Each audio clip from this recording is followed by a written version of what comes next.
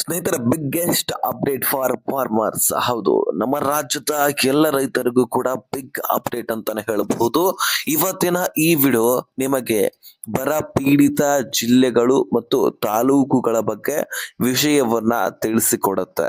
ಹೌದು ಸ್ನೇಹಿತರೆ, ಸೊ ಪ್ರತಿಯೊಬ್ರು ಕೂಡ ಈ ವಿಡಿಯೋನ ತಪ್ಪದೆ ನೋಡಿ. ನೀವು ಹಿಂದಿನ ವಿಡಿಯೋಸ್ ಗಳನ್ನ ಅಥವಾ ಮುಂದಿನ ವಿಡಿಯೋಸ್ ಗಳನ್ನ ನೋಡ್ತಿರೋ ಇಲ್ವೋ ಗೊತ್ತಿಲ್ಲ, ಆದ್ರೆ ಈ ವಿಡಿಯೋನ ಖಂಡಿತವಾಗ್ಲೂ ಸಂಪೂರ್ಣವಾಗಿ ವಾಚ್ ಮಾಡಿ.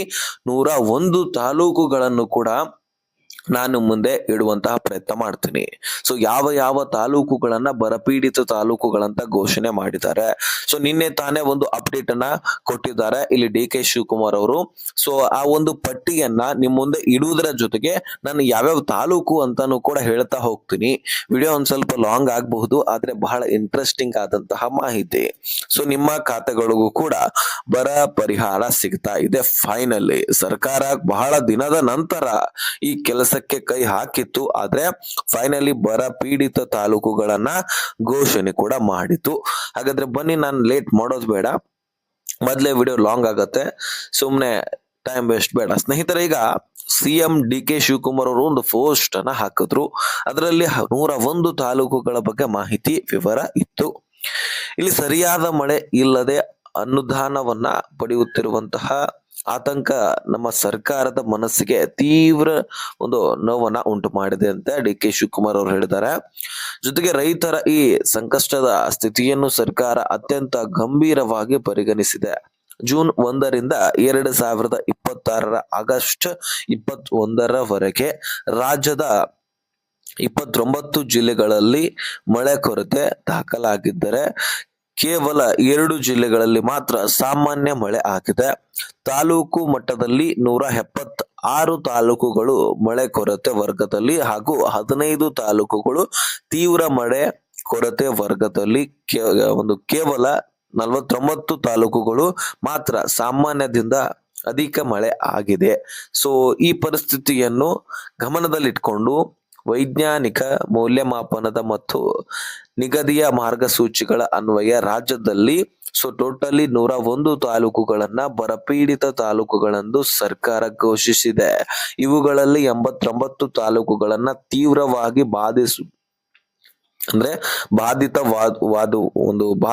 ಅಂದ್ರೆ ಮಳೆ ಆಗಿಲ್ಲ ಸಂಪೂರ್ಣವಾಗಿ. ಸೊ ಅಂತಹ ಒಂದು ವಾತಾವರಣ ಸೃಷ್ಟಿ ಆಗಿರ್ತಕ್ಕಂಥದ್ದು. ಎಂದು ಇಲ್ಲಿ 12 ತಾಲೂಕುಗಳನ್ನ ಮಧ್ಯಮವಾಗಿ ಅಂದ್ರೆ ಮೀಡಿಯಂ ಒಂದು ಮಳೆ ಆಗಿರ್ತಕ್ಕಂಥದ್ದು ಅನ್ನುವಂಥದ್ದು ಇಲ್ಲಿ ಸರ್ಕಾರದ ನಿರ್ಣಯ. ಸೊ ಈ ರೀತಿ ಒಂದು ಸರ್ಕಾರ ನಿರ್ಧಾರವನ್ನ ಕೈಗೊಂಡು 101 ತಾಲೂಕುಗಳನ್ನ ಇಲ್ಲಿ ಏನ್ ಮಾಡಿದ್ದಾರೆ, ಬರಪೀಡಿತ ತಾಲೂಕುಗಳಂತ ಘೋಷಣೆ ಮಾಡಿದ್ದಾರೆ. ಸೊ ಹಾಗಾದ್ರೆ ನಾವು ಒಂದೊಂದಾಗಿನೇ ತಾಲೂಕುಗಳನ್ನ ಗಮನಿಸ್ತಾ ಹೋಗೋಣವಾ? ಸೊ ನಾನು ಒಂದೊಂದಾಗಿನೇ ನಿಮಗೆ ತಿಳಿಸ್ತಾ ಹೋಗ್ತೀನಿ, ನೀವು ಕರೆಕ್ಟ್ ಆಗಿ ಕೇಳಿಸ್ಕೊಳ್ತಾ ಹೋಗಿ. ಇಲ್ಲಿ ನೋಡಿ, ಆನೇಕಲ್ಲು ತಾಲೂಕು, ಜೊತೆಗೆ ಬೆಂಗಳೂರು ನಾರ್ತ್ ಮತ್ತು ಬೆಂಗಳೂರು ಈಸ್ಟ್, ಅದೇ ರೀತಿಯಾಗಿ ಯಲಹಂಕ, ಹೊಸಕೋಟೆ, ನೆಲಮಂಗಲ, ಅದೇ ರೀತಿಯಾಗಿ ಮಂಗಡಿ, ಜೊತೆಗೆ ರಾಮನಗರ, ಅದೇ ರೀತಿಯಾಗಿ ಬಂಗಾರಪೇಟೆ, ಜೊತೆಗೆ ಕೋಲಾರ, ಮಾಲೂರ, ಜೊತೆಗೆ ಮುಳಬಾಗಿಲು, ಶ್ರೀನಿವಾಸಪುರ, ಕೆಜಿಎಫ್, ಬಾಗೇಪಲ್ಲಿ, ಚಿಕ್ಕಬಳ್ಳಾಪುರ, ಚಿಂತಾಮಣಿ, ಜೊತೆಗೆ ಗೌರಿಬಿದನೂರು, ಜೊತೆಗೆ ಗುಡಿಬಂಧ, ಸಿದ್ದಲಾಗಹಟ್ಟೆ, ಜೊತೆಗೆ ಚೇಲೂರು, ಮಂಚನಹಳ್ಳಿ, ಚಿಕ್ಕನ್ಯಾಯನಹಳ್ಳಿ, ಗುಬ್ಬಿ, ಕೊರಟಗೆರೆ, ಗುಬ್ಬಿ ಎಂತ ತಾಲೂಕಿನ ಹೆಸರುಗಳಿದಾವೆ ನೋಡಿ. ಸೊ ಜೊತೆಗೆ ಕುಣಿಗಲ್ಲ, ಅದೇ ರೀತಿಯಾಗಿ ಮಾದುಗಿರಿ, ಅದೇ ರೀತಿಯಾಗಿ ಪವಗಡ್ಡ, ಜೊತೆಗೆ ಸೀರಾ, ತುಮಕೂರು, ಈ 30 ಜಿಲ್ಲೆಗಳ ಹೆಸರನ್ನ ನಾನು ನಿಮ್ಮ ಮುಂದೆ ಇಟ್ಟಿದ್ದೀನಿ. ಇನ್ನು ಉಳಿದಂತಹ ಜಿಲ್ಲೆಯ ತಾಲೂಕುಗಳ ಹೆಸರನ್ನ ನೀವು ಪಟ್ಟಿಯನ್ನ ನೋಡ್ತಾ ಇದ್ರಿ ಸ್ಕ್ರೀನ್ ಅಲ್ಲಿ. ಸೊ ಇದೇ ರೀತಿ ನೀವೇ ಖುದ್ದಾಗಿ ಓದ್ಕೊಳ್ಬಹುದು.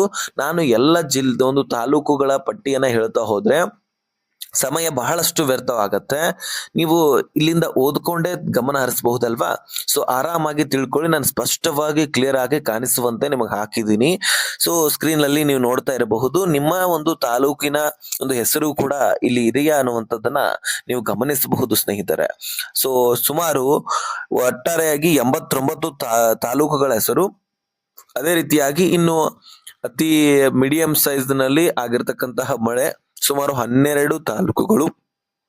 ಅವುಗಳನ್ನು ಕೂಡ ನಿಮ್ಮ ಸ್ಕ್ರೀನ್ ಅಲ್ಲಿ ನಾನು ತೋರಿಸಿರ್ತೀನಿ. ಸೊ ಮುಂದೆ ನೋಡ್ತಾ ನೀವು ಗಮನಿಸ್ತಾ ಹೋಗಬಹುದು. ಸೊ ಪ್ರತಿಯೊಂದು ತಾಲೂಕುಗಳನ್ನ ಓದ್ತಾ ಹೋಗಿ, ಅದರಲ್ಲಿ ನಿಮ್ಮ ತಾಲೂಕುಗಳಿದ್ರೆ ಕಮೆಂಟ್ ಮಾಡಿ. ಸೊ ನಿಮ್ಮ ತಾಲೂಕಿನಲ್ಲಿ ಎಷ್ಟು ಪರ್ಸೆಂಟ್ ಮಳೆ ಆಗಿದೆ ಅನ್ನುವಂಥದ್ದನ್ನು ಕೂಡ ಕಮೆಂಟ್ ಮಾಡಿ. ಯಾಕಂದ್ರೆ ಬಹಳಷ್ಟು ತಾಲೂಕುಗಳಲ್ಲಿ ಮಳೆಯ ಒಂದು ಪ್ರಮಾಣ ಕಡಿಮೆ ಆಗಿದೆ. ನಿಮಗೆ ಗೊತ್ತಿದೆ, ಇಡೀ ರಾಜ್ಯವೇ ಬರಪೀಡಿತ ರಾಜ್ಯ ಆಗಿಬಿಟ್ಟಿದೆ ನಮ್ಮ ರಾಜ್ಯ. ಸೊ ಈ ಬಾರಿ ಹೋದ ವರ್ಷಕ್ಕೆ ಈ ವರ್ಷಕ್ಕೆ ಕಂಪೇರ್ ಮಾಡಿದ್ರೆ ಸುಮಾರು 29ರಿಂದ 30% ಅಷ್ಟು ಮಳೆ ಕಡಿಮೆ ಆಗಿದೆ. ಸೊ ಹೀಗಾಗಿ ಬಹಳಷ್ಟು ತೊಂದರೆಗೆ ರೈತರು ಸಿಲುಕಿಕೊಂಡಿರ್ತಕ್ಕಂಥದ್ದು. ಬರ ಪರಿಹಾರ ಸಿಗಬೇಕು, ನಮಗೆ ಸಾಲ ಮನ್ನಾ ಆಗಲೇಬೇಕು ಅನ್ನುವಂತಹ ಬೇಡಿಕೆಗಳನ್ನ ಇಟ್ಟಿದ್ರು. ಆದ್ರೆ ಸರ್ಕಾರ ಇನ್ನು ನಾವು ಬರ ಪರಿಶೀಲನೆ ಮಾಡ್ತಾನೆ ಇದೀವಿ ಅಂತ ಹೇಳಿತ್ತು. ಈಗ ಫೈನಲಿ ಅದರ ರಿಸಲ್ಟ್ ಬಂದಾಗಿದೆ. ವೈಜ್ಞಾನಿಕ ಮಾಪನದ ಮೇಲೆ ಮತ್ತು ಕೇಂದ್ರ ಸರ್ಕಾರದ ಏನೇನ್ ನಿಯಮಾವಳಿಗಳ ಆಧಾರದ ಮೇಲೆ ಇದನ್ನ ಪರಿಗಣಿಸಿರ್ತಕ್ಕಂಥ. ಸೊ ಈಗ ಕೇಂದ್ರದಿಂದನೂ ಕೂಡ ಇದಕ್ಕೋಸ್ಕರ ಪರಿಹಾರ ಧನವನ್ನ ಕೇಳ್ತಾ ಇದ್ದಾರೆ. ಸೊ ಅದಕ್ಕೆ ಪರಿಹಾರ ಕೇಂದ್ರ ಸರ್ಕಾರವು ಕೊಡ್ತಪ್ಪ ಅಂದ್ರೆ ದುಡ್ಡಿನ ಕೊರತೆ ಇರೋದಿಲ್ಲ. ಹೀಗಾಗಿ ಸರ್ಕಾರ ಆದಷ್ಟು ಬೇಗ ಬರಪೀಡಿತ ತಾಲೂಕುಗಳಲ್ಲಿರ್ತಕ್ಕಂತಹ ರೈತರ ಖಾತೆಗಳಿಗೆ ಬರ ಪರಿಹಾರವನ್ನ ಘೋಷಣೆ ಮಾಡಿ ಜಮಾ ಮಾಡ್ತಕ್ಕಂತಹ ಕೆಲಸವನ್ನ ಮಾಡ್ತಾರಂತೆ.